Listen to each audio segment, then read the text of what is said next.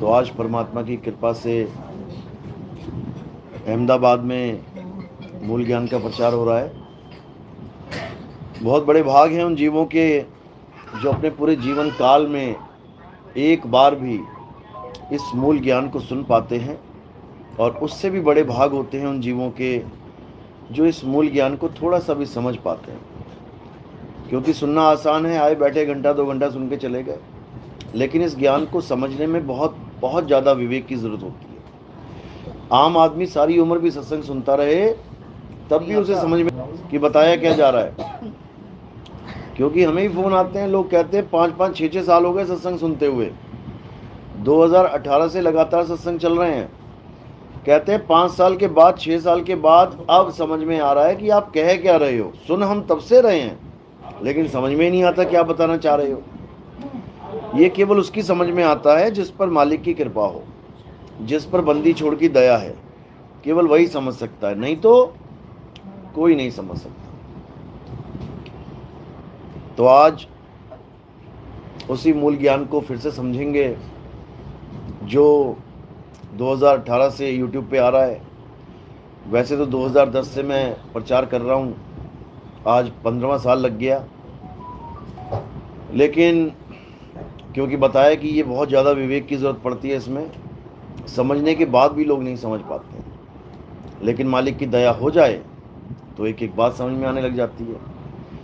समझने के बाद भी इसको धारण करना बहुत मुश्किल हो जाता है। क्यों? क्योंकि लोकलाज आ जाती है बीच में। आज तक बाबा जय गुरुदेव के चेले थे, आज तक राधा स्वामी के चेले थे, आज तक रामपाल जी के चेले थे, आज तक देवी देवताओं की पूजा करते थे, आज तक निरंकारी के चेले थे, आज तक सतपाल जी के चेले थे, अब नितिन दास के चेले बन गए। ये बहुत बड़ी दुविधा हो जाती है लोगों के मन में कि कैसे इसका सामना करेंगे।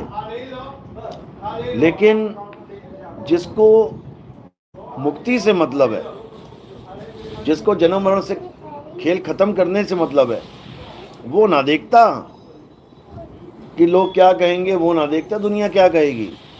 उसको तो वो चीज चाहिए जिसके लिए उसने जन्म लिया है।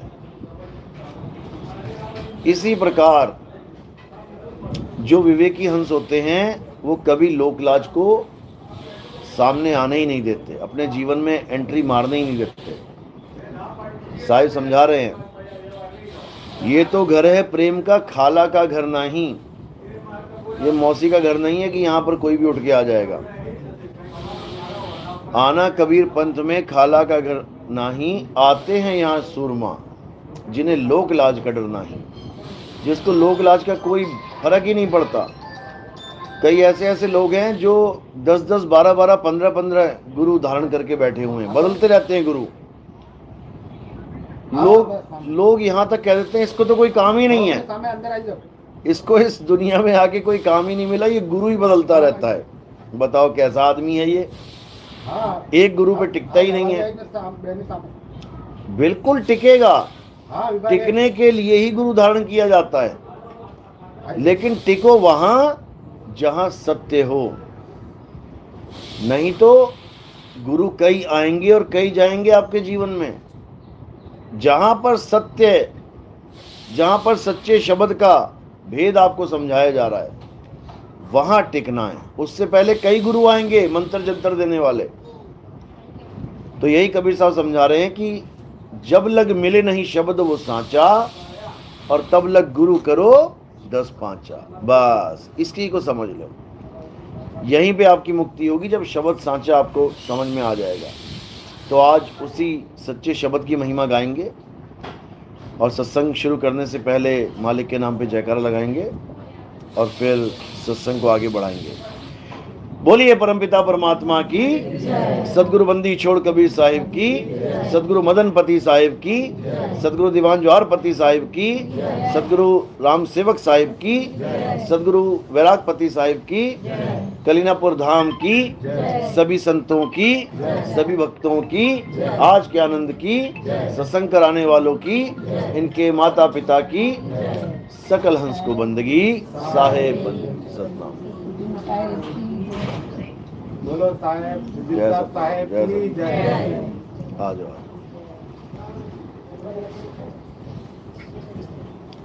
तो ये जो मूल ज्ञान है इसको अच्छे से समझना है हमने, और जो नए भगत आए हैं वो भी अच्छे से समझें। जीवन केवल एक ही है आपके पास, ये कुछ साल बचे हैं आपके, बस आधे से ज़्यादा जीवन निकल चुका है। अब इन कुछ सालों में क्या करना है हमने? अब हमने सत्य को खोजना है। जिस सत्य को खोजने के लिए बड़े बड़े ऋषि मुनि अपना घर बार छोड़ के जंगल में चले गए। महात्मा बुद्ध जैसे देख लो, अपने पिता को, माता को, बीवी को, बच्चे को, सबको सोता हुआ छोड़ दिया और कहाँ चले गए? जंगल में। क्या ढूंढने के लिए? सत्य को ढूंढने के लिए, कि मुझे सत्य मिल जाए। क्या है सत्य? अब सत्य जंगल में थोड़ी नहीं पड़ा था कि किसी पेड़ के नीचे सत्य पड़ा है उसको जाके मिल जाएगा।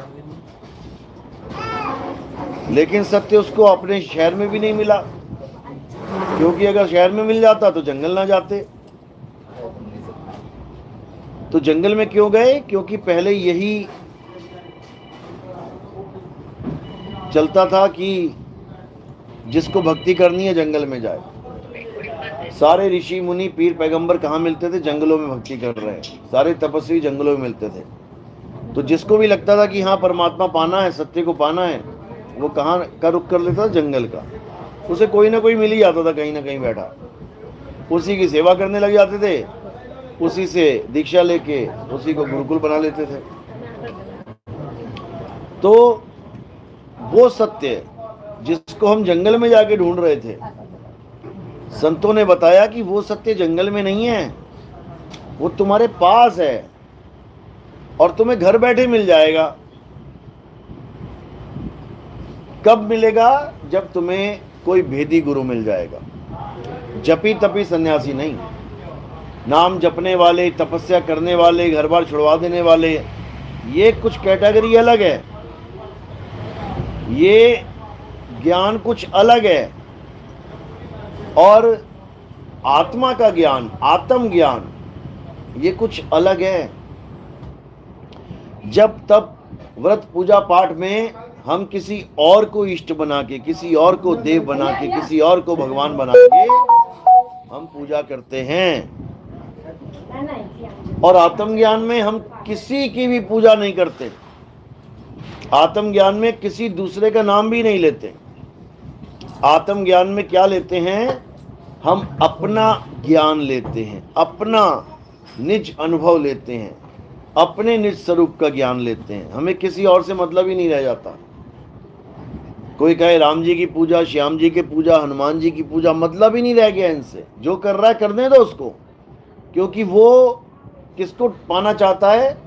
वो शरीरों को पाना चाहता है। राम जी के शरीर की पूजा क्यों कर रहे हैं लोग? ताकि राम जी मिल जाए। कृष्ण जी के शरीर की पूजा क्यों कर रहे हैं? ताकि कृष्ण जी मिल जाए। तुम्हें शरीर के साथ जोड़ा ही नहीं जाएगा, तुम्हें शरीरों की पूजा में उलझाया ही नहीं जाएगा। तुम्हें किसके साथ जुड़ना है? तुमने उस परम तत्व के साथ जुड़ना है जिसको आत्म देव कहते हैं। देवों के देव महादेव आत्म देव, यानी ब्रह्मा जी, विष्णु जी, शंकर जी, ये सब किसकी वजह से चल रहे हैं? आत्म देव की वजह से। सारे कार्य किसकी वजह से सिद्ध हो रहे हैं? आत्म देव की वजह से। लेकिन हम आत्म देव को ही भूले बैठे हैं और बाकी सबको देव बना दिया। हमने पत्थरों को देव बना दिया, हमने पानी को देव बना दिया, हमने अग्नि को देव बना दिया, हमने वायु को देव बना दिया, हमने हर बंदे को देव बना दिया। लेकिन हम जिसको असली मायने में देव कहें, देवों के देव, महादेव, आत्मदेव, उसको हम जान ही नहीं पाए। बस यही हमारे जीवन की सबसे बड़ी भूल है। इस संसार में अगर इंसान ने सबसे बड़ी भूल की है तो केवल क्या की है? खुद को नहीं जान पाया और जन्म बर्बाद कर लिया। सबसे बड़ी भूल है ये। तुम लाखों करोड़ों रुपए कमा के कहीं रख के भूल जाओ ना, इसके सामने वो तुच्छ नहीं है, एक चरणों की धूल का कण भी नहीं है। करोड़ों रुपया तुम भूल जाओ कहीं रख के, तुम्हें लगेगा बहुत बड़ा नुकसान हो गया, लेकिन हमारी नजर में वो बिल्कुल भी नुकसान नहीं है। हमारी नजर में नुकसान कब है? जब ये इंसान जन्म तुम्हारा बर्बाद हो गया। सबसे बड़ा नुकसान है, इससे बड़ा इस दुनिया में कोई नुकसान हो ही नहीं सकता। एक इंसान जन्म बर्बाद होने का मतलब है 1,84 बार जन्म लेके मरना। सोचो, एक गलती केवल, कहते ना मेरी एक गलती माफ कर दो, चल ठीक है तेरी एक गलती माफ कर दी, ये तो माफ भी ना होती। ये तो तुम ये भी नहीं कह पाओगे कि मेरी एक गलती माफ कर दो, ये गलती ही एक मिलती है करने को, दो का तो ऑप्शन ही नहीं है। 1,84 भुगत के पौ पे अटके आए, और अब की पासा ना पड़ा तो फिर 84 जाए। वहां ये नहीं चलेगा अरे एक चांस और दे दो मुझे, पासा सही नहीं पड़ा, पासा नहीं पड़ा, चल बेटा पासे खेल तू 84 में जाके, अब पता लगेगा तो ये 84 का जाल क्या होता है। अब कोई कृष्ण जी नहीं बचाने वाला, कोई राम जी नहीं बचाने वाला, कोई हनुमान जी नहीं बचाने वाला, कोई भोले शंकर ना बचाने वाला, कोई दुर्गा माता नहीं बचाने वाली। अब 84 की टिकट कट गई तो कट गई। अब शंकर जी बैल बना के ऊपर तो बैठ लेंगे, लेकिन कहो कि नंदी को मुक्त कर दें, और मुक्ति उनके बस की बात नहीं है। गणेश जी बन के चूहे को साइड में तो रख लेंगे, चल भैया तू भी 2 लड्डू खा ले मेरे साथ, लेकिन कहो कि चूहे को मुक्ति मिल जाए गणेश जी के साथ रह के, तो नहीं मिलने वाली है। समझ लो, दुर्गा माता के पास चले गए, शेर बना के ऊपर तो बैठ जाएगी, लेकिन कहो इस शेर की मुक्ति करवा दो, तो भैया मुक्ति वाला काम नहीं है अब यहाँ पे, अब तो 84 वाला काम है। तो मुक्ति कब मिलती है? हे अर्जुन, ये जो मनुष्य जन्म है, इस मनुष्य जन्म का प्रधान उद्देश्य जन्म मरण से मुक्ति है। लेकिन दुख के साथ ये कहना पड़ता है कि जो कृष्ण जी के भगत हैं, एस्कॉन वाले ले लो, गौड़ मठ वाले ले लो, वो कहते हैं कि मुक्ति सबसे तुच्छ चीज है। वो मतलब उल्टी गंगा बहा रखी है उन्होंने। वो कहते हैं मुक्ति तो महाबकवास चीज है, असली चीज क्या है? कृष्ण जी के साथ आओ, जन्मों जन्मों को उनके साथ रहो, उनकी सेवा करो, उनके साथ ग्वाल गोपाल बन जाओ, खेलो खाओ चले जाओ। इसको वो अच्छा मान के बैठे हैं। सोचो, और कृष्ण जी क्या कह रहे हैं कि हे अर्जुन, जो अपनी आत्मा में रमण करते हैं, जो अपनी आत्मा में तृप्त हैं, जो अपनी आत्मा में संतुष्ट हैं, ये नहीं कह रहे जो मेरे साथ संतुष्ट हैं, जो मेरी सेवा करने में संतुष्ट हैं, जो मेरी सेवा करने में तृप्त हैं, ऐसा नहीं बोल रहे वो कह रहे हैं जो अपनी आत्मा में रमण करते हैं। अध्याय 3 17वां श्लोक पढ़ो। जो अपनी आत्मा में रमण करते हैं, जो अपनी आत्मा में तृप्त हैं, जो अपनी आत्मा में संतुष्ट हैं, उनके लिए कोई धार्मिक कर्म कर्तव्य लागू नहीं होता। वो मेरी एक बार भी पूजा ना करे। अभी कल सत्संग हुआ था आनंद में, वहां पर बाबा जी बैठे हुए थे, कहते आपने सत्संग तो बहुत बढ़िया किया, लेकिन आपने 18वें अध्याय का वो श्लोक नहीं बोला जिसमें वो कहते हैं कि हे अर्जुन तू मेरी शरण में आ जा। मैंने कहा फिर आपने सुना क्या? 1 घंटे तक शरण ही तो बता रहा था मैं, किसकी शरण में जाना है। 1 घंटे तक मैं आत्मा आत्मा आत्मा आत्मा आत्मा, अचल आत्मा, अडोल आत्मा, परम आत्मा, कितने नामों से मैंने उसके बारे में जिक्र किया कि आत्मा की शरण में चले जाओ। आत्मा यानी अडोल आत्मा, जीव आत्मा नहीं। इतना सब समझाने के बाद तुम फिर कृष्ण जी पे आके अटक गए, उनके शरीर पे आके अटक गए कि कृष्ण जी की शरण में जाओ। अरे कृष्ण जी शरीर है ही नहीं। कृष्ण जी ने कितनी बार बोला गीता में, हे अर्जुन मैं अजन्मा हूं, मेरा कभी जन्म नहीं होता, मेरी कभी मृत्यु नहीं होती। तो तुम कैसे कृष्ण जी को शरीर बना के बैठे हो? मेरा जन्म नहीं होता, मेरी मृत्यु नहीं होती, कहते हैं वो बिना माँ बाप के आए थे, चलो ठीक है मान लिया, बिना माँ बाप के आए थे ठीक है, और जब गए थे तो क्या हुआ? तो पैर में तीर लग गया, तो मृत्यु हुई कि नहीं हुई? तो तुम कैसे कह रहे हो कि मैं अजन्मा हूं? अजन्मा का मतलब होता है जिसका जन्म ना हो, और जिसका जन्म नहीं होता उसकी मृत्यु भी नहीं होती। तो यहां तो मृत्यु हो गई ना, यहां तो तीर लग गया ना।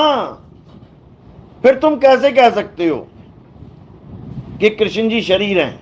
वो लोग शरीर को अजन्मा मानते हैं कि कृष्ण जी का जो शरीर है वो अजन्मा है। अरे अगर वो अजन्मा है तो मृत्यु को कैसे प्राप्त हो गया?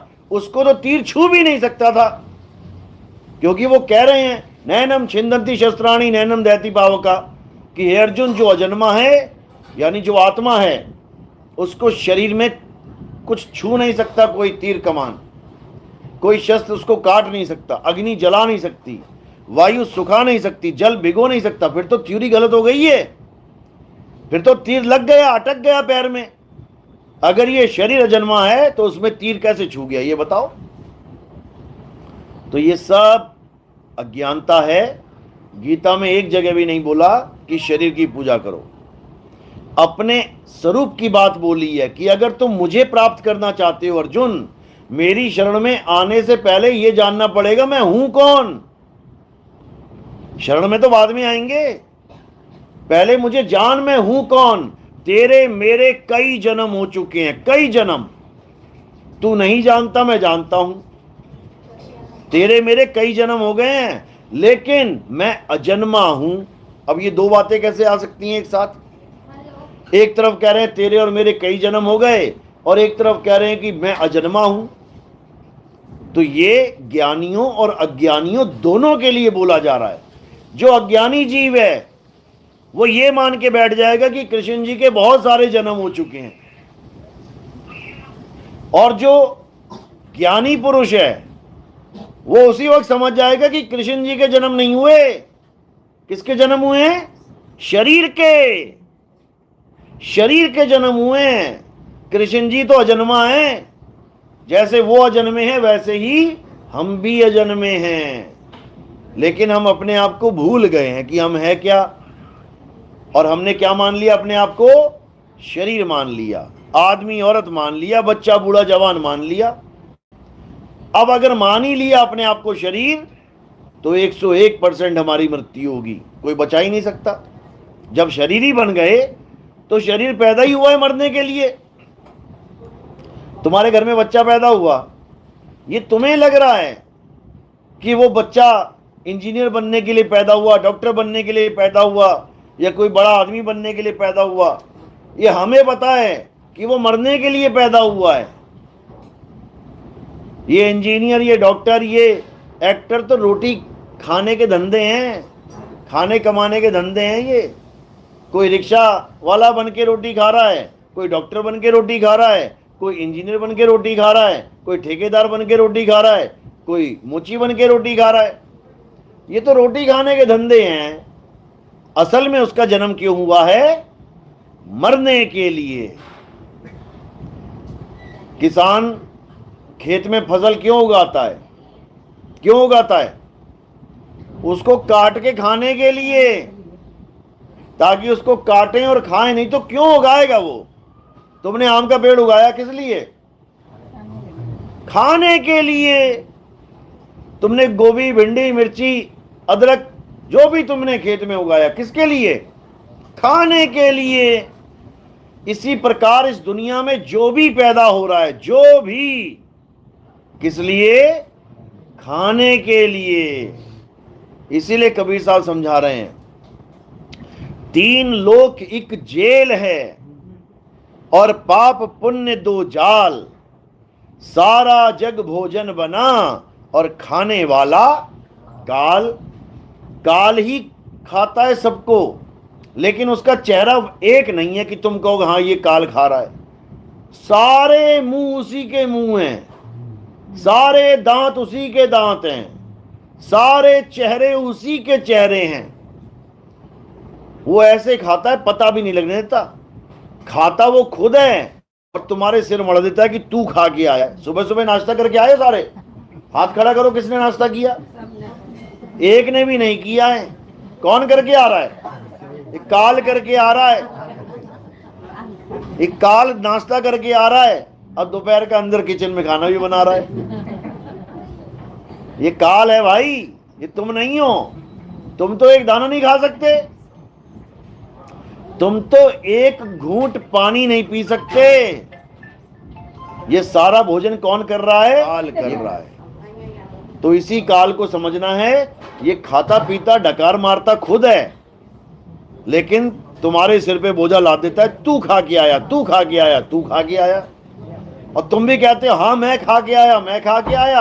आजा बेटा, फिर खा के आया तो अब किसी का ग्रास बन भी। तो इसी को समझना। गरीबदास जी महाराज ने कलम तोड़ रखी है काल के ऊपर। काल काल सब कोई कहे, काल न चीने कोई, उपजी उपजी बाजी काल है, जानत ना ही कोई। कहते हैं उपजी बाजी, जो चीज पैदा हो गई वो काल है, जो भी पैदा होगी वो काल है। और उस काल को कौन खाएगा? जो उससे पहले पैदा हो गया है। जंगल में शेर पैदा हुआ, उसके बाद हिरण पैदा हो गया, अब काल काल को खात है। अब ये काल ही काल को खा रहा है, और ये जीव बेचारा ये समझ ही नहीं पा रहा है कि कहां फंस गया मैं। तो इन दोनों को समझना पड़ेगा। ओहम क्या है? काल है, और सोहंग क्या है? जीव है। इसी को समझना है। ओहम काया मर मरी जाए, और सोहंग फिर गोता खाए। बस इसी को समझना, ये तत्व ज्ञान है। और जब मंत्र ज्ञान में आ जाओगे तो ये ओहम और सोहम क्या बन जाता है? ये मंत्र बन जाता है। लोग तत्व को भूल जाते हैं कि ओम क्या है, सोहम क्या है, मंत्रों को पकड़ के बैठ जाते हैं। ओम सोहम जप रहे हैं, उसी को सतनाम बना दिया इन लोगों ने। तो ये बर्बाद कर दिया इन लोगों ने जीवन लोगों का। अब ये आबाद कैसे होगा? जब तुम तीनों तत्वों को जान जाओगे। तीनों तत्वों को कौन कौन से? एक ओहम, एक सोहम, और एक सत्य कबीर। इसीलिए वाणियों में आता है ओहम सोहम सत्य कबीरा। तीनों का जिक्र आ जाता है, यानी गीता में भी आया है। गीता में कैसे आया है? शर पुरुष, अक्षर पुरुष, उत्तम पुरुष। अध्याय 15 में तीनों पुरुषों का जिक्र है। ये ओम सोम सत्य कबीरी है। ओहम यानी काया, सोहम यानी अविनाशी जीव, और उत्तम यानी सत्य परमात्मा। लेकिन इसकी थ्योरी समझना इतना आसान नहीं है। बड़े बड़े बाबा फेल हो गए। बड़े बड़े बाबा इसको मंत्र बना के जप के चले गए 84 में, लेकिन तत्व ज्ञान को प्राप्त नहीं कर पाए। तत्व ज्ञान अलग है, मंत्र ज्ञान अलग है। ओहम सोहम तत्व विचारा, लिखा है ज्ञान गुदड़ी में। ओहम सोहम तत्व विचारा, बंक नाल में किया संभारा, मन को मार गगन चढ़ जाई, और मान सरोवर बैठ ना आई। वहां पर ये नहीं बोल रहे कि ओहम सोहम मंत्र विचारा। क्या विचारा? तत्व विचारा। मंत्र कौन विचारेगा? जो मंत्रों का ज्ञाता होगा, जपी, जो मंत्रों में तुम्हें उलझाएगा। और तत्व विचारा कौन करवाएगा? तत्वदर्शी संत, जिसके बारे में गीता में बताया जाता है कि हे अर्जुन, अगर तुम सत्य को प्राप्त करना चाहते हो, सत्य को, ओम सोहम नहीं, ओम सोहम तो तुम हो ही हो। ये क्या बैठा हुआ है सामने? ओम सोहम। ओम क्या है? काया। सोहम कौन है? जीव। इसी को बोला है ब्रह्मा विष्णु महेश्वर चेला, ओहम सोहम का है खेला, माया आद निरंजन भाई, आप पे जाई आप पे खाई। ये समझाया गया उसमें। यानी ये काया क्या है? ये मन और माया के द्वारा उपजती है, और मन और माया के द्वारा खा ली जाती है।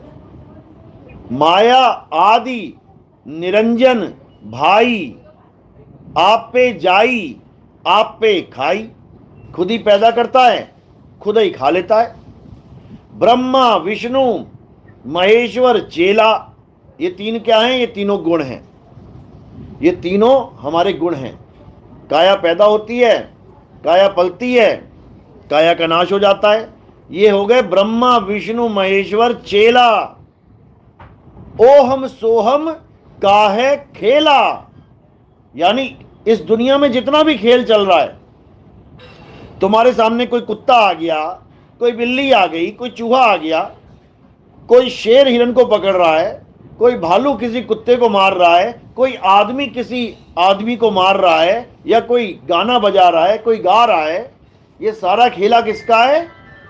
ओहम सोहम का है खेला। यानी शरीर को कौन नचा रहा है? ये जीव नचा रहा है। ये सारे खेल कौन खेल रहा है? ये ओम और सोहम का ही खेल चल रहा है। आप कौन हो तत्व ज्ञान में? ओम सोहम। मैं कौन हूं? ओम सोहम।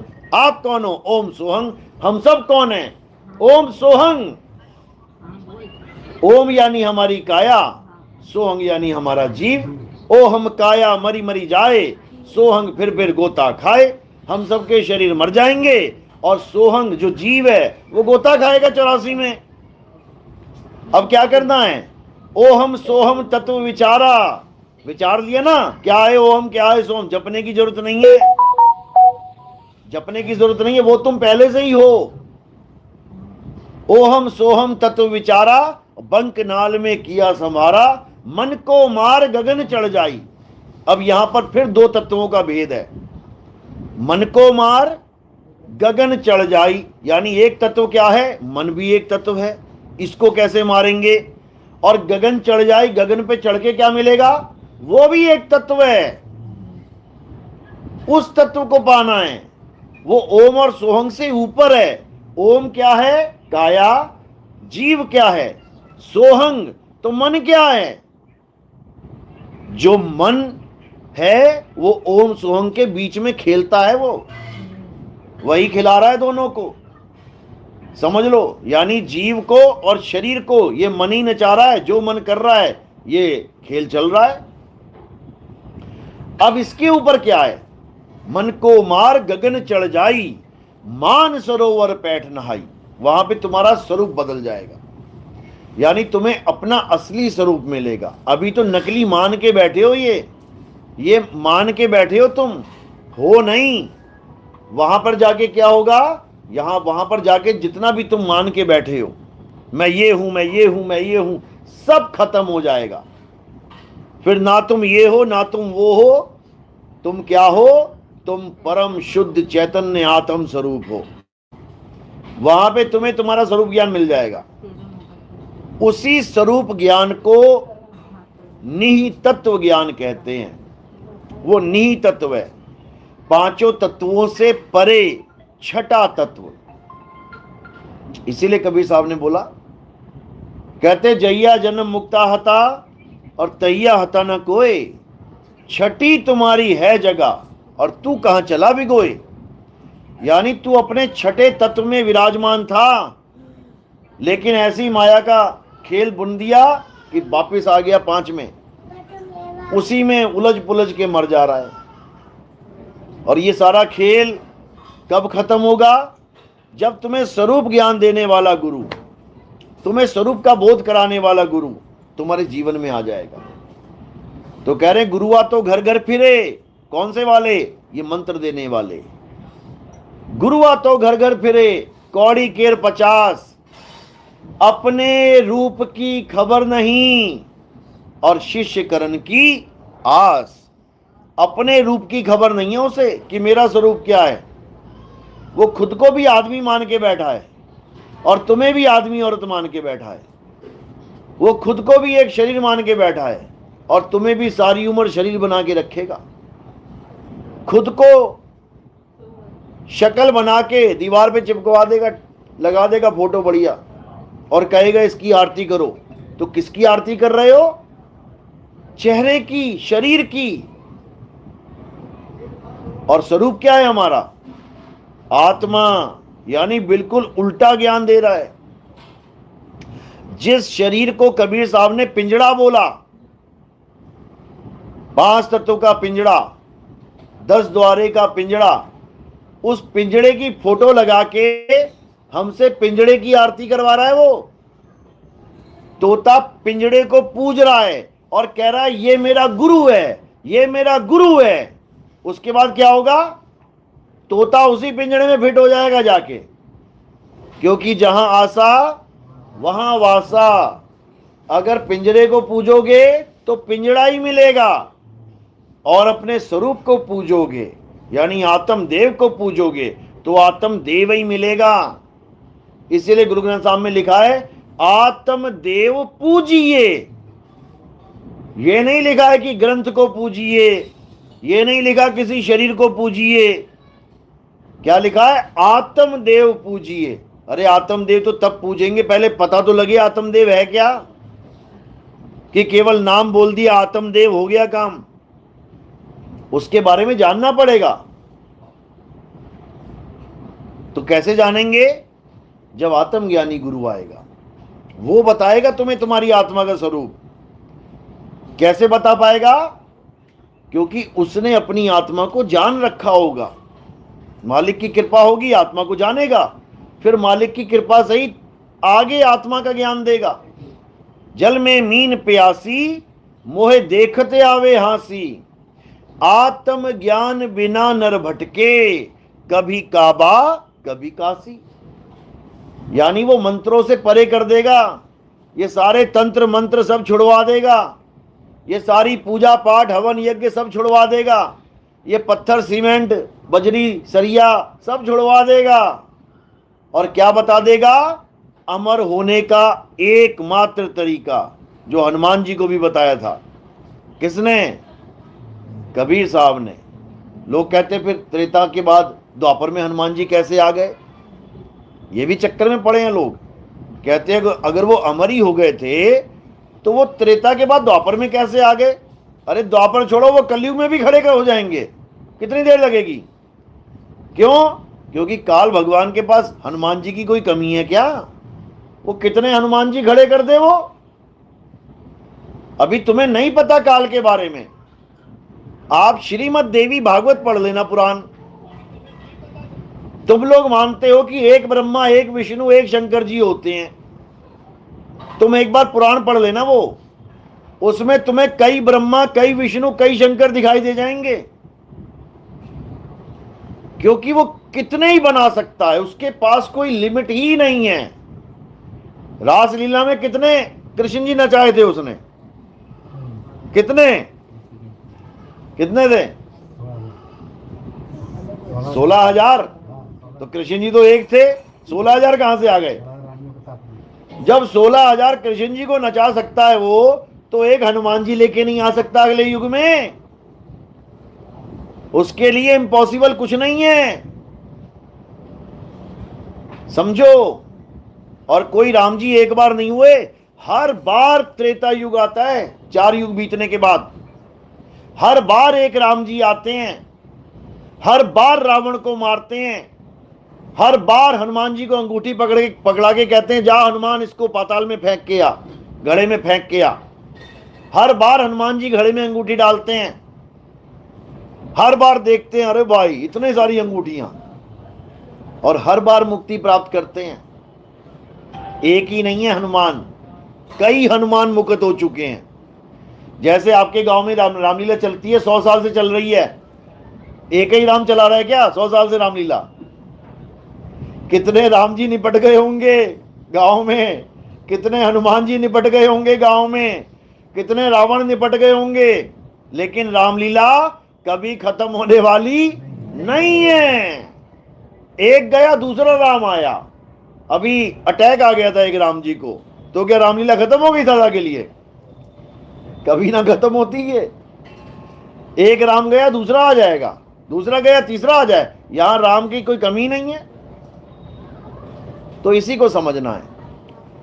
तो जो तत्व ज्ञान है वो क्या कहता है कि भाई नाम में नहीं फंसना। नाम में फंसोगे तो लड़ मरोगे आपस में। पानी एक तत्व है, 5 तत्वों में से एक तत्व है पानी। अब पानी के नाम देख लो, जल, वाटर, नीर, तोय, पानी, जौल। अब अगर तुम पानी तत्व को छोड़ के तुम नाम के चक्कर में पड़ गए तो लठ बजेंगे, तो सिर फटेंगे और हॉस्पिटल में बेड भरेंगे।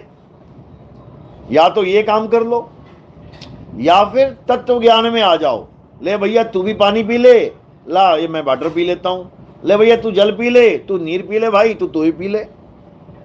फिर झगड़ा खत्म हो जाएगा। हिंदू मुस्लिम सिख ईसाई का झगड़ा कभी खत्म हो ही नहीं सकता। जबकि ये पंथ किसने चलाए हैं? धर्मात्माओं ने चलाए हैं। धर्मात्माओं के पंथ में भी दुरात्मा बैठे हुए हैं जो कभी किसी को एक नहीं होने देना चाहते। चलाए धर्मात्मा नहीं है। कौन सा पंथ है बताओ नहीं चलाए धर्मात्मा ने? अच्छी अच्छी आत्माओं ने ये पंथ चलाए हैं। नानक जी ने चलाया, रविदास जी ने अपना चलाया, भीखा जी ने अपना चलाया, दादू जी ने अपना चलाया, धर्मदास जी ने अपना चलाया, और सब कह रहे हैं कि हाँ कबीर गुरु हैं तो सारे एक हो जाओ। क्यों नहीं एक हो जाते? जब सबका गुरु कबीर है तो तुम अलग अलग पंथ लेके घसीट रहे हो, क्या क्या फायदा? तुमने एक से अनेक करना है या अनेक से एक करना है? यही नहीं समझ में आ रहा किसी को। चेलों को पकड़ोगे तो अनेक रहोगे, और गुरु को पकड़ोगे तो एक हो जाओगे। बाबा नानक ने इसीलिए मूल मंत्र में क्या बोला है? एको सतनाम, यानी उस एक सतनाम को पकड़ ले। कर्ता पुरुष, वही कर्ता पुरुष है। निरपहो, निर्वैर, वो किसी से डरता नहीं है, किसी को मारता नहीं है। अकाल मूरत, उसका कभी काल नहीं आता, यानी उसकी मौत नहीं होती। अजूनी, यानी वो कभी किसी योनि में नहीं आता। कोई कहे आदमी के अंदर है, नहीं है। कोई कहे कुत्ते बिल्ली हाथी के अंदर है, नहीं है। वो कभी योनि में आता ही नहीं है। क्यों? क्योंकि योनि में आने के लिए चल के आना पड़ेगा, और वो चलता ही नहीं है। वो अचल है, वो चलता नहीं है, वो आता जाता नहीं है। अध्याय 2 24वां श्लोक क्या कह रहे हैं? हे अर्जुन, ये आत्मा कौन सी आत्मा? परमात्मा। ये आत्मा अछेद्य है, इसको कोई छेद नहीं सकता। ये अदा है, इसका कोई दाह संस्कार नहीं कर सकता। ये अशोष्य है, ये अचल है, ये सदा स्थिर रहने वाला है, ये अडोल है। ये आत्मा ही सत्य सनातन है। तो सदा स्थिर रहने वाला अचल, ये कब आएगा चल के 84 में आने के लिए? कौन आ रहा है शरीर में और कौन शरीर छोड़ के जा रहा है? जब इसको समझ जाओगे तो पता लग जाएगा ये कौन सी आत्मा है। ये जीव आत्मा है, इसको जीव बोला गया है। हमारे शरीरों में जीव विराजमान है, हमारे शरीरों में परमात्मा विराजमान नहीं है। जीव बंधन में है, 5 तत्वों के पिंजड़े में ये जीव फंसा हुआ है, परमात्मा पिंजड़े में नहीं है। लेकिन ये अज्ञानी जीव क्या करता है? ये त्रिकुटी में ध्यान लगा के यहां पर परमात्मा को प्रकाश रूप में देखना शुरू कर देता है कि कौन है परमात्मा? प्रकाश है। कोई कहता है ज्योत है, कोई कहता है यहां हमारा गुरु प्रकाशमान 16,000 करोड़ सूरज चमक रहे हैं, वो हमारा गुरु है। ये सब झूठ है, ये सब माया का खेल है। कबीर साहब इसी का खंडन कर रहे हैं। कबीर साहब क्या कहते हैं? तुमसे कहूं मैं नाम विचारी, ना वो ज्योत, ना पुरुष, ना नारी। सारा खेल ही खत्म कर दिया। आप देखोगे सरगुण और निर्गुण भक्ति में क्या देखोगे आप? जितने भी साकार की पूजा करने वाले हैं, ये परमात्मा किसको बताएंगे? राम जी, हनुमान जी, शंकर जी, माता जी, शरीरों को परमात्मा बताएंगे। आदमी और औरत की पूजा करवाएंगे तुमसे। हनुमान जी आदमी की औरत हैं? आदमी। राम जी आदमी की औरत हैं? आदमी। सीता माता औरत है कि आदमी? औरत। राधा आदमी है कि औरत? औरत। तुम सारी दुनिया में देख लो मंदिर, तुम्हें या तो आदमी मिलेगा या अंदर, या फिर औरत मिलेगी मूर्ति के रूप में। तो किसकी पूजा चल रही है वहां पे? आदमी या औरत की? ये हो गई साकार भक्ति।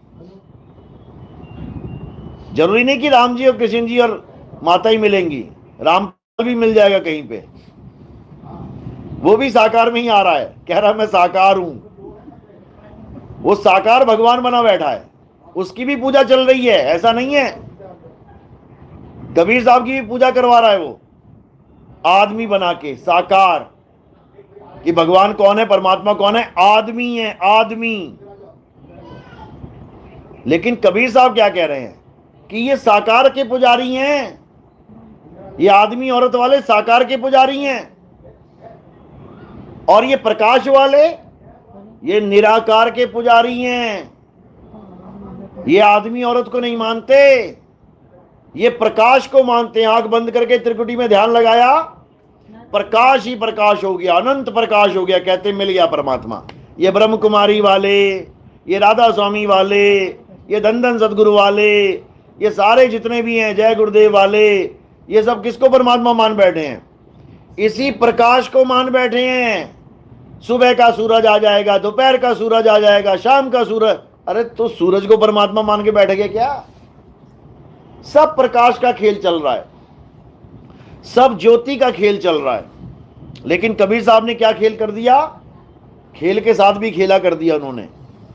तुमसे कहूं मैं नाम विचारी, और ना वो ज्योत ना पुरुष न नारी। खेल ही खत्म कर दिया। ना तो साकार और ना ही निराकार। अब क्या बचा? अरे सरगुण निर्गुण दोनों से न्यारा, और जानेगा कोई जान न हारा। जो साकार और निराकार दोनों से परे अपने सत्य स्वरूप को जान जाए, वही सच्चा गुरु है। वही तुम्हें तुम्हारा स्वरूप बता सकता है। नहीं तो 84 के धक्के पक्के हैं। और ये नहीं केवल चेलों को, गुरु भी खाएगा धक्के। कह रहे हैं झूठा गुरु अजगर बना, और 184 जाए। सारी संगत चींटी बनी, तोड़ तोड़ के खाए। ऐसी दुर्गति हो जाएगी, हालत खराब हो जाएगी सबकी। अभी गिर जंगल में गए थे हम लोग, देखो हिरणों का हाल क्या है। वो एक हिरण भागता भागता एकदम फुल स्पीड में, उससे तेज उसका छोटा बच्चा, शायद पड़ा होगा जानवर कोई पीछे, एकदम क्रॉस की गोली की तरह। ये जीवन हो जाएगा? अभी तो बैठे हो आराम से, उसके बाद दौड़ते ही नजर आओगे पूरे जंगल में। वो जीवन अच्छा है कि ये अच्छा है? तो इसमें कुछ करना है। अच्छा तो है, बिताना थोड़ी नहीं है। अच्छा है कुछ करने के लिए। ये दीवारें बना दी तुमने सेव रहने के लिए, सोना ही थोड़ी नहीं है। कुछ करना भी है। क्या करना है? अपने स्वरूप को जानना है। पत्थर पूजा नहीं करनी, मंत्र जाप नहीं करने, तीर्थ व्रत पूजा पाठ नहीं करना, ये हवन यज्ञ नहीं करने, ये नमाजें ही नहीं पढ़ते रह जाना सारी उम्र, 5 टाइम की नमाजें। ये चर्च में प्रेयर ही करते मत रह जाना, घंटे बजाते रह जाओ, प्रेयर करते रह जाओ, कैंडल जलाते रह जाओ। क्या करना है? अपनी कैंडल जलानी है। अपो दीपो भवा, अपना दीपक स्वयं बन जाओ। अपना दीपक स्वयं कैसे बनेंगे? अपने आप को जान के। आत्मज्ञान का मतलब है अपने आप को जानो, किसी और की पूजा नहीं करनी। क्योंकि जो आत्म वर्ड है, आत्म, ये हमारी तरफ इशारा करता है। आत्म, मेरा। जब हम कहते हैं मेरा, कोई भी सामान में मेरा लगा दोगे तो किसका हो जाएगा? वो पड़ोसी का। मेरा मतलब मेरा। मेरा नाम बना इसीलिए है ताकि वो चीज तुम्हारी दिखाई दे, किसी और की नहीं।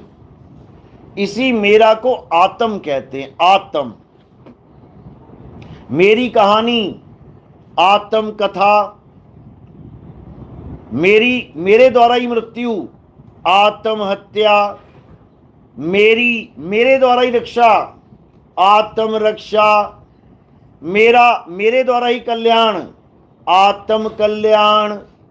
मैं अपने पे ही निर्भर रहूं, आत्मनिर्भर। बताओ उसमें दूसरे का नाम आया क्या? एक बार भी नहीं आएगा। क्योंकि ये ज्ञान भी मेरा ही है, आत्मज्ञान, किसी और का नहीं। मुझे मेरा ज्ञान प्राप्त करना है। अपो दीपो भवा, अपना दीपक स्वयं बन जाओ, यानी अपना ज्ञान स्वयं प्राप्त करो, अपने आप को स्वयं प्रकाशित करो। किसी और के चक्कर में नहीं पड़ना है, नहीं तो घनचक्कर बन जाओगे। तो अब क्या करना है? अब हमने गुरु की शरण में जाके, कौन से गुरु की? जो तत्वदर्शी संत हो, मंत्रदर्शी संत नहीं। मंत्र वाले को टाटा बाय बाय कर देना है जितनी जल्दी हो सके, नहीं तो हालत खराब हो जाएगी। तो कह रहे हैं तंत्र मंत्र सब झूठ है, इनमें ना उलझे कोई, और सार शब्द यानी मेरा स्वरूप, क्योंकि हमारा स्वरूप क्या है? शब्द है हमारा स्वरूप। कबीर साहब का क्या स्वरूप है? शब्द है कबीर साहब का स्वरूप। मदन साहिब समझा रहे हैं, शब्द स्वरूपी ज्ञानमय दया सिंधु मत धीर, और मदन सकल घट पूर्ण है, करता सत्य कबीर। यही गरीबदास जी समझा रहे हैं।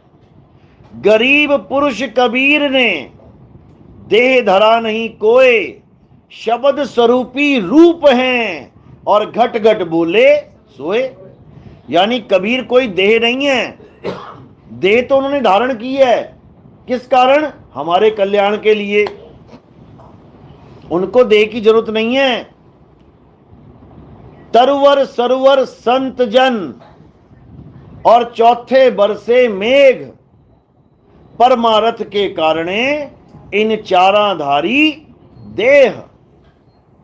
परमारथ के कारणे उनको जरूरत नहीं थी, लेकिन दूसरों को बचाने के लिए, दूसरों को समझाने के लिए वो इस देह को धारण करके आए, जिसको इंसानी चोला कहते हैं। और मां बाप के गर्भ में से नहीं लिया ये चोला, हमारी तुम्हारी तरह। कहते हैं तेज पुंज की देह धर आए, और काया कबीर कहाए।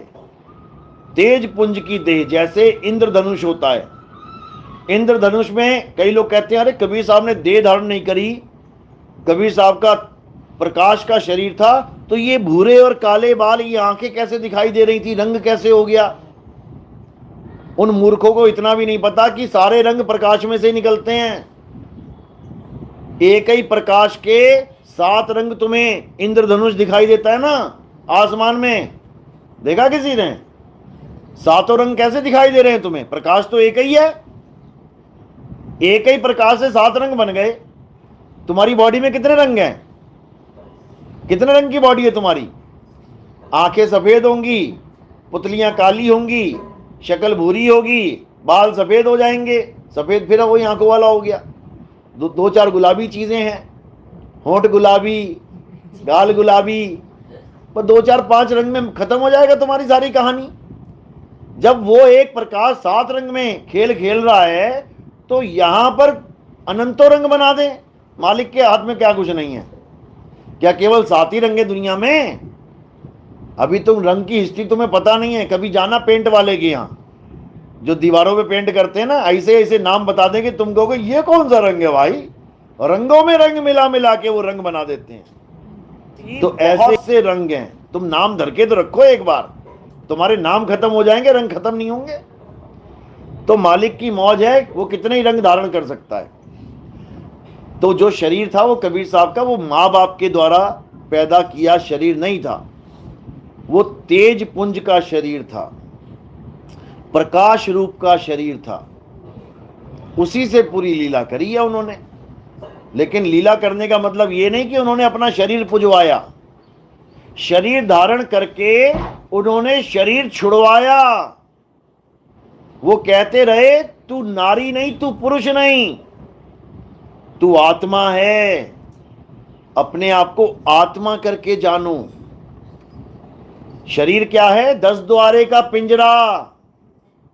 10 द्वारे का पिंजरा, तामे बोले पौन, रहीबे को अचरज है, उड़े सो अचरज कौन। कहते हैं जितने भगवान तुम सोच रहे हो ना, राम जी खड़े हैं, हनुमान जी खड़े हैं, शंकर जी, ये पिंजड़े खड़े हैं, पिंजड़े, ये जेल हैं। ये सारे पिंजड़े क्या हैं? जेल हैं। 5, 25, 3 का पिंजड़ा, वाह में तुमको राखे हो, और तुमको बिसर गई सुध घर की। एक तो यही घर बना दिया उसने, पिंजड़े वाला। तोते का घर क्या होता है? या तो पिंजड़ा होगा, या फिर वो आसमान में उड़ेगा, आसमान उसका घर है। 2 ही घर हैं। या तो जेल में बैठोगे तुम, या तुम अपने घर में पहले बैठे हुए थे, पुलिस वाले आगे पकड़ के जेल में ले गए। दो ही घर हैं, या तो बाप का घर या यमराज का घर। यमराज के घर में बैठे हुए हो, बाप के घर का एड्रेस मिल नहीं रहा है। दो ही घर है, दो ही घर है। तो जो यमराज का घर है वो कच्चा घर है, ये है यमराज का घर। और जो बाप का घर है वो पक्का घर है, वहां पे यमराज की दाल नहीं गलती। वहां काल भगवान का खेल नहीं है, वहां मौत नाम की कोई चीज नहीं है। और रामपाल जी जैसे लोग क्या कहते हैं कि नहीं, काल भी अंडे में से पैदा हुआ, कहां, सतलोक में। अरे सतलोक में जन्म मरण होता ही नहीं है, अंडे में से कहां से आ गया काल भगवान? किसने दिया अंडा? भगवान ने अंडा दिया था क्या? तो ये सब एक खेल खिलौने हैं, ये सब समझाने के तरीके हैं, उस परम तत्व को समझाने के तरीके हैं। ये बताया गया कि काल भगवान पैदा हो रहा है यानी नासवान है, लेकिन तू अविनाशी है। ईश्वर अंश जीव अविनाशी। काल भगवान अंडे में से पैदा हुआ, तुम कैसे पैदा हो गए? तुम क्यों नहीं अंडे में से पैदा हुए? तुम्हारे बारे में भी लिख देते ही, काल भगवान से पहले तुम लोग अंडे में से पैदा हुए। काल स्पेशल अंडे में से आ रहा है। कौन सा अंडा था भैया? मुर्गी का अंडा, बत्तख का अंडा, हाथी का अंडा। ये सब खेल खिलौने, ये सब कहानियां हैं। कबीर साहब समझा रहे हैं, धर्मदास ये जग बौराना, कोई न जाने पद निर्वाणा, यही कारण हम कथा पसारा। ये जितनी कथा बताई मैंने अनुराग सागर में, इसका कारण क्या है? क्योंकि कोई तत्वज्ञान समझ ही नहीं पा रहा है। तत्वज्ञान नहीं समझ पा रहा है तो कहानी ज्ञान बताना पड़ रहा है। छोटा सा बच्चा मां को पूछता है, मां मैं कैसे पैदा हुआ?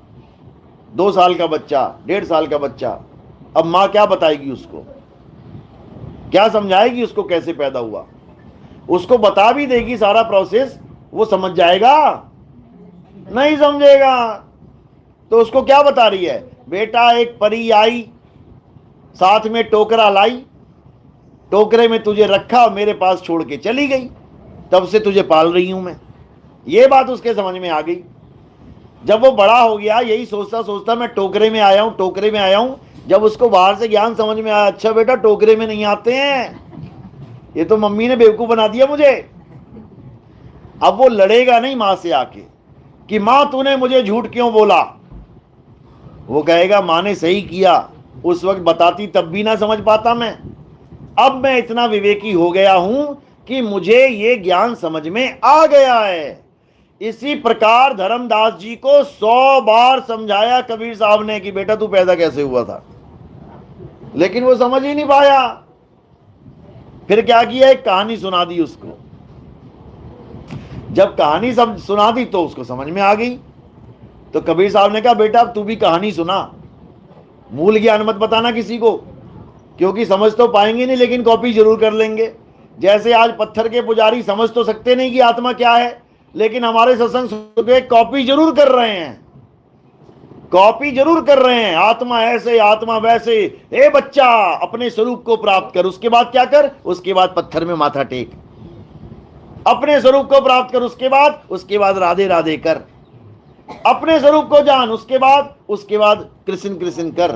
तो भैया स्वरूप को जानने का फायदा क्या हुआ? मुझे राधा राधा ही करना था तो बिना स्वरूप जाने ही कर रहा हूं, कृष्ण कृष्ण ही करना था तो बिना स्वरूप जाने ही कर रहा हूं। अरे स्वरूप जानने के बाद राधा कृष्ण का भेद ही खत्म हो जाता है, ये काया का भेद ही खत्म हो जाता है। हे अर्जुन, जो अपने स्वरूप को जान जाता है वो मेरा ही स्वरूप हो जाता है। ये क्यों नहीं समझ में आ रहा है इन लोगों के? जीवन बर्बाद कर दिया इन लोगों ने राधे राधे जपवा के, हरे कृष्णा जपवा के। और कृष्ण जी समझाते रहे अपने स्वरूप को जान बच्चे, अपने स्वरूप को जान। मुझे वो पसंद है जो मेरे स्वरूप को जान लेता है। ज्ञानी बोला है उसमें, आर्थी, अथार्थी, जिज्ञासु और ज्ञानी, ये 4 प्रकार के भगत बताए कृष्ण जी ने। 3 प्रकार के भक्तों का लेवल डाउन रखा गया कि इनकी भक्ति बच्चों वाली भक्ति है, लेकिन जो ज्ञानी पुरुष है, ज्ञानी मतलब, ज्ञानी किसका नाम होता है? ज्ञानी किसका नाम होता है? बेवकूफ का? ज्ञानी उसका नाम होता है जिसको ज्ञान हो जाए। जिसको ज्ञान हो गया वो ज्ञानी है। सिख धर्म में जो सरदार जी होते हैं, पाठ करते हैं, उनको पता क्या कहते हैं? ज्ञानी जी। भले उसको ज्ञान ना हो, लेकिन उसको एक नाम दे दिया है, ज्ञानी जी हैं। ज्ञानी महेंद्र पाल जी, ज्ञानी सुरेंद्र पाल जी, सब ज्ञानी बना दिए। क्यों बनाए? क्योंकि वाणी में आता है। हिंदू और मुस्लिम के लिए भी वाणी बोली है। कह रहे हिंदू अंधा, मुस्लिम काना, दोनों से ज्ञानी सियाना। उसमें लिखा है हिंदू तो अंधा है। अब हिंदू अंधा क्यों है भैया? कितने लोग हैं हिंदू यहां पे? सारे हिंदू ही हैं, सब अंधे हो तुम लोग? क्यों? गुरु ग्रंथ साहब कह रहा है हिंदू तो अंधा है और तुर्कू काना, तुर्कू यानी मुसलमान, वो काना यानी उसकी एक आंख टूटी हुई है, एक आंख से दिख रहा है उसको। दोनों से ज्ञानी सियाना, यानी हिंदू और मुसलमान दोनों से जो सरदार सिख है वो सियाना है। कारण क्या है? कारण यह है कि हिंदू को अंधा इसलिए बोला क्योंकि वो आंखों से नहीं, अकल से अंधा है। जो एक पत्थर को भगवान मान बैठा है, जो पत्थर खुद मूर्ति बना के उसको भगवान मान लेता है, सोचता है ये भगवान मेरी रक्षा करेंगे, जबकि भगवान के मंदिर में चोरी हो जाती है। अपना मंदिर ना बचा पा रहा जो, वो पत्थर को तुम भगवान मान बैठे हो। इसलिए हिंदू को गुरु ग्रंथ साहब में लिखा है कि हिंदू अंधा, लेकिन जो मुस्लिम है तुर्कू, वो काना, यानी उसकी दो आंख तो ठीक नहीं लेकिन एक जरूर ठीक है, एक से देख रहा है वो। इसका मतलब आधा ज्ञान तो उसको हो गया बढ़िया से। क्या ज्ञान हो गया उसको? कि पत्थर की पूजा नहीं करनी है, बुत परस्ती नहीं करनी है, बुत की पूजा नहीं करनी है। आधा ज्ञान हो गया। लेकिन अल्लाह है क्या, खुदा है क्या, वो वाले ज्ञान की आंख बंद हुई पड़ी है। आधी आंख बंद है उसकी, यानी सत्य को तो नहीं देख पा रहा है, असत्य को अच्छे से समझ रहा है देख के कि ये हिंदू पूरा ही अंधा हुआ पड़ा है, इतना तो दिख रहा है उसको। लेकिन खुदा को देखने वाली आंख फूटी हुई है। कह रहे फूटी आंख विवेक की, और लखे ना संत या संत, और जाके संग 10-20 हैं वाह को नाम महंत। यही समझाया जा रहा है कि वो वाली आंख फूटी हुई है। अब वो आंख कैसे मिलेगी? यह भी लिखा हुआ है गुरु ग्रंथ साहब में, गीता में भी लिखा हुआ है। कहते हैं हिंदू अंधा तुर्कू काना, दोनों से ज्ञानी सियाना। गीता में भी यही बोला है कि जो ज्ञानी पुरुष है वो मुझे अत्यंत प्रिय है, वो मेरा ही स्वरूप है। और जो बाकी तीन हैं, ये ढोल नगाड़े बजा के चले जाएंगे 84 में, हरे कृष्णा हरे राम जपते जपते चले जाएंगे 84 में। वो बाबा कह तो रहा है, कहता है वृंदावन में उनकी गलियों में जो सुअर और कुत्ते हैं उनको तुम ऐसे ही मत समझ लेना, वो परम हंस हैं जो राधा राधा कृष्ण कृष्ण करके चले गए। चले कहां गए? कुत्ता और सुअर बन के आ गए। ये खुद उस बाबा ने बोला है जो वृंदावन में बैठा हुआ ज्ञान बांट रहा है, चोरी का माल बांट रहा है और बल्ले बल्ले करवा रहा है अपनी। बड़े बड़े लोग आके उसको मिल रहे हैं, सोच रहे हैं ये बाबा जी का अपना ज्ञान है। चोरी का ज्ञान है ये, चोरी का। जैसे तुम्हारा कोई 9 लाख का हार चोरी करके चौक पे दुकान लगा ले, क्या देखो कितना बढ़िया हार, अरे क्या बात है, चोरी का है, चोरी का। यहां तो भीड़ लगा लेगा, वहां कैसे लगाएगा भीड़? वहां भेड़ बनेगा, भीड़ नहीं लगेगी, भेड़ बन जाएगा वहां पे। यानी 84 में जाएगा। जो खुद अपने मुंह से स्वीकार कर रहा है कि राधे राधे करने वाले बड़े बड़े परमहंस कुत्ता और सुअर बन के वृंदावन की शोभा बढ़ा रहे हैं? बताओ, शोभा बढ़ा रहे हैं कि गू खा रहे हैं? भाई सुअर क्या खाता है? जो तुम लैट्रिन करते हो वो खाता है। तो परमहंसों को लैट्रिन खिला दी इस बाबा ने, और सोच रहा है कि मैंने बहुत बड़ा डायलॉग मार दिया, बर्बाद कर दिया तुमने ये जन्म अपना, और उन परमहंसों का बर्बाद हो गया जन्म, जो कुत्ता और सुअर बन के वृंदावन की गंदी गंदी नालियों में गंद खा रहे हैं। हमारे पंथ में ऐसी हालत नहीं होगी किसी की। हमारे पंथ में क्या होगा? ज्ञानी बना दिया जाएगा। ज्ञानी का मतलब ये नहीं कि बहुत बड़े तुर्रम खान बन जाओगे तुम, 52 अक्षर वाले ज्ञानी। अरे पोथी पढ़ पढ़ जगमुआ, अब भयो ना पंडित कोई, एक के आखर पीव का, पढ़े सो पंडित होए। तुम्हें उस एक अक्षर का ज्ञानी बना दिया जाएगा जो परमात्मा का आदि नाम है। आदि नाम को प्रणाम, गाजत गढ़ आठों जाम, ऐसा नाम दिया जाएगा तुम्हें। तब तुम्हारी गति होगी, तब तुम कृष्ण जी के भी प्यारे हो गए, ज्ञानी हो गए, तब तुम बाबा नानक के भी प्यारे हो गए, तब तुम गुरु गोविंद सिंह के भी प्यारे हो गए, तब तुम कबीर साहब के भी प्यारे, तुम सबके प्यारे हो गए, क्योंकि तुम ज्ञानी हो गए। यहां तक कि तुम परमात्मा के प्यारे हो गए। अब तुम्हें परमात्मा अपने सिंहासन पे बैठाएगा। अब तुम्हें प्रजा में नहीं रखेगा कि प्रजा बन के जाओ तुम। कहते हैं अब तो जाए चढ़े सिंहासन, मिले हैं सारंग पानी, राम कबीरा एक भय हैं, कोई ना सके पहचानी। यानी राम कबीरा एक भय हैं। परमात्मा तुम्हें अपनी गोद में बैठाएगा और एक कर देगा। जैसे समुंदर को गंगा गोद में बैठाता है और एक कर देता है। एक बार गंगा समुद्र में मिल गई तो उसको कोई अलग नहीं कर सकता, और जब तक समुद्र में नहीं मिली, कितने ही वेग से घूमती रहे, उस पे बांध लगा दिया जाएगा। तो हमारे पे भी बांध लगा हुआ है। कितने बांध लगे हैं? 84 लाख बांध लगे हुए हैं इस जीव पे। 84 लाख बांधों में अटका पड़ा है ये कब जाके मिलेगा अपने समुद्र में? जब इन सब बांधों को तोड़ देगा, इस भवसागर को फोड़ देगा, मरने की कला सीख लेगा, तरने की कला सीख लेगा, तब ये भवसागर को पार कर लेगा। बिल्कुल सिंपल। मरने से पहले मरने की कला जान लो, डूबने से पहले तैरने की कला जान लो। डूबेगा फिर कोई क्या? कोई ना डूबेगा। बस इसी प्रकार कबीर साहब कह रहे हैं, मरता मरता जग मुआ, मरना जाने ना कोई, और ऐसी मरनी जो मरे, बहुर ना मरना होए। एक बार अगर तुमने मरना सीख लिया, मरना सीखने का मतलब तुम अपनी आत्मा को जान लो, बस एक बार, सारी उम्र के लिए ज्ञान हो जाएगा। एक बार करंट का झटका खा लेना, एक बार, सारी उम्र के लिए ज्ञान हो जाएगा कि करंट का झटका कैसा होता है।